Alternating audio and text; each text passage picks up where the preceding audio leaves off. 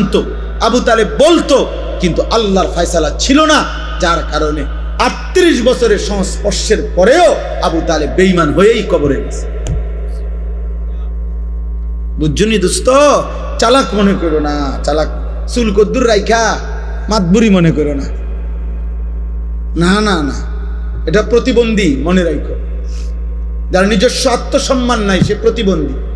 যে নিজের বংশ চেনে না, যে নিজের বাবার ইজ্জত চেনে না, যে তার ধর্মের সম্মান চেনে না, যে তার আল্লাহর পরিচয় জানে না, যে তার নবীর পরিচয় জানে না, যার নিজের আত্মমর্যাদা নাই, কখনো ইহুদিরটা, কখনো খ্রিস্টানেরটা, কখনো হিন্দুরটা, কখনো খেলোয়াড়ের, কখনো নায়কের, কখনো ফুটপাতের, কখনো মোবাইলের কোনো পাগল কিংবা ছাগলের চুল চেহারা যার পছন্দ, তুমি ডাক্তার দেখাও, তুমি প্রতিবন্ধী, মানসিক বিকৃতগ্রস্ত মানুষ তুমি।